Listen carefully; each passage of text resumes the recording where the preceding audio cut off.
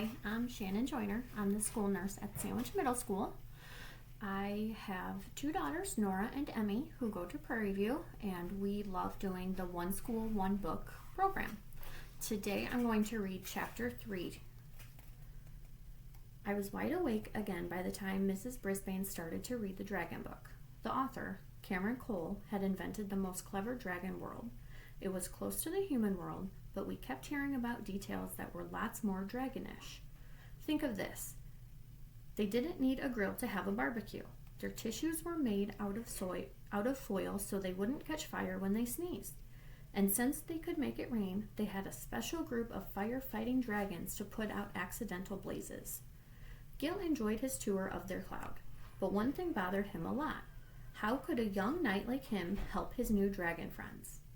Everybody groaned when she closed the book. Helpful Holly raised her hand. Mrs. Brisbane, how do you think Cameron Cole got all of those wonderful ideas?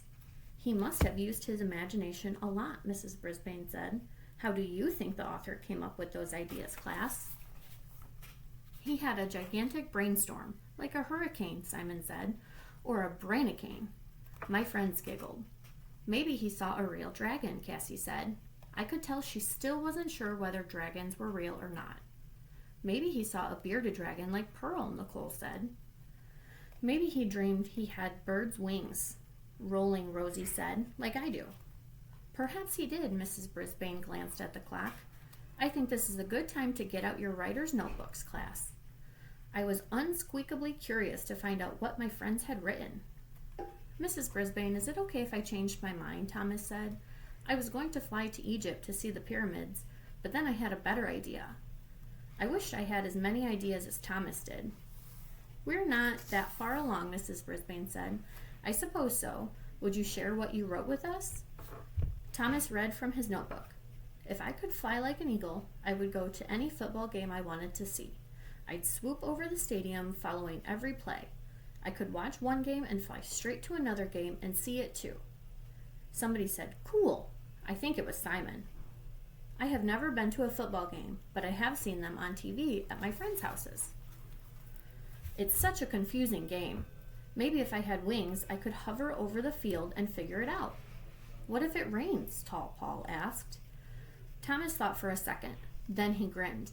I'd have waterproof feathers. Thank you, Thomas, Mrs. Brisbane said. Why don't you add the part about the waterproof feathers? Yes, ma'am, Thomas answered. I climbed up to the tippy top of my cage so I could see all my classmates as they read their paragraphs. It was fun to hear about Rosie flying to the pyramids and seeing that big scary statue called the Sphinx.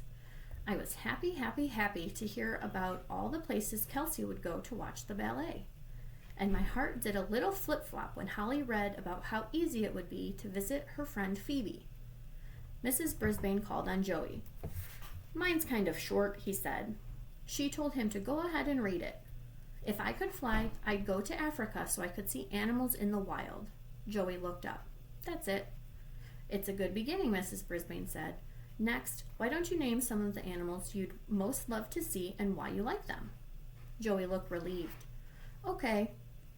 My whiskers were wiggling when Mrs. Brisbane called on Do It Now Daniel.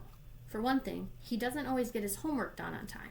And for another thing, I'm not sure our teacher liked it when he said he wanted to fly back home and go back to bed. So I was happy to learn that he had done his homework and he'd changed his topic. If I could fly like a helicopter, I'd go see my favorite author, Daniel read.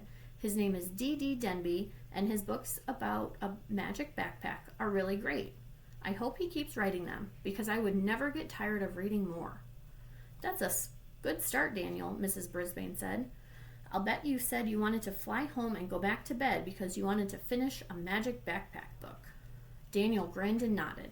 Tomorrow, I want you to add a descriptive word in front of your noun, Mrs. Brisbane said. If you said bird, put in a word that describes a bird. Can anyone think of one? A few hands went up. Graceful bird, Rosie said. Felipe said, huge bird? Cassie said, beautiful bird. Mean bird, Simon suggested. Mrs. Brisbane said they were all good. I liked them, too, except for the mean bird. Use your imaginations and be as descriptive as you can, she added. Mrs. Brisbane moved on to science and something called gravity. I didn't understand it all. But if we didn't have it, we'd all be floating in space. I guess that would be a little bit like flying. I decided to take a spin on my hamster wheel. I was happy that gravity kept me from floating away. After lunch, Sophie came into the room first and headed straight for my cage. Humphrey, did you hear me reading about going to the island of the parrots and talking with them? Have you ever met a parrot? Do you like parrots? Oh, I wish you could talk about them with me. Me too, I squeaked, but I knew she didn't understand me. I have to admit, I sometimes have a hard time keeping up with Sophie because she talks so much and she talks so fast. There's not a lot of time between the end of school day and when Aldo comes to clean, but I really wanted to see Gigi before she went to sleep, so I took a chance.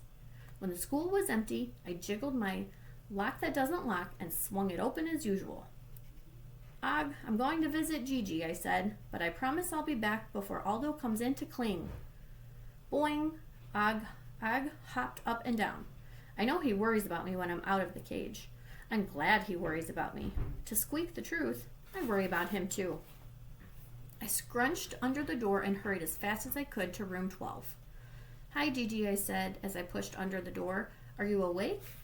Oh, yes, Humphrey, Gigi said in her soft voice. I don't think I'll sleep at all tonight. Why not? I asked. Wait, I'm coming up there. I grabbed onto the blinds cord and swung my way up to the table and made the big leap. I slid right past Gigi's cage. Whoa, sorry, I said as I scrambled back. Don't worry, it happens sometimes. Now, what's this about not sleeping? Gigi shivered. I'm scared, Humphrey. What are you scared of? I asked. Gigi moved closer to where I was standing. Miss Mack said I have to go home with one of the students this weekend. She stopped shivering and started shaking.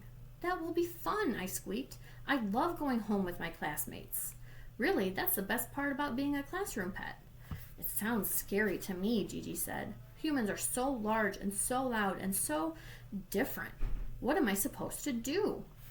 Don't worry about a thing, I told her. The humans are nice and they'll love you. Of course, if you entertain them with little squeaks and tricks, it makes them happy. Oh, Gigi sighed. I don't know any tricks. That's all right, I assured her. They'll think anything you do is a trick. Listen, don't be frightened. I've been to many human homes and I've always had a great time. Gigi shivered again. If you feel scared, remember that your friend Humphrey says everything will be all right. I tried to sound encouraging. Suddenly, I noticed the time. Uh-oh, I have to get back to my cage before Aldo comes in to clean, I said as I slid down the table leg. Remember what I said.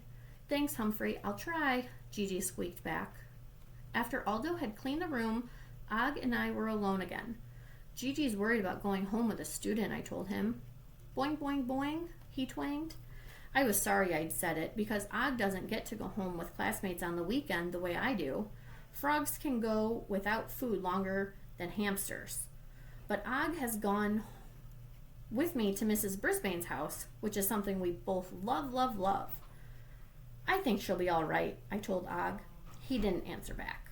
I opened my notebook and read what I'd written the night before. If I could fly, I'd fly like a flying squirrel all over the world, I read. Boing, Og said. Eek, I hadn't realized I was reading out loud. Do you like it? I asked. All I heard was Og splashing around in his tank. I don't think I like it either, I muttered. Was it as interesting as Daniel's helicopter trip to see his favorite author? Or Rosie flying like a bird to see the Sphinx? Or Simon breathing fire on a pizza in Italy? Did my big brainstorm turn out to be a drizzle? I sighed and read it again. After a while, I picked up my pencil and added one word. I put Speedy in front of flying squirrel. My writer's ramblings. I liked my idea last night. I liked it quite a bit. But when I read it back tonight, I'm not so sure of it.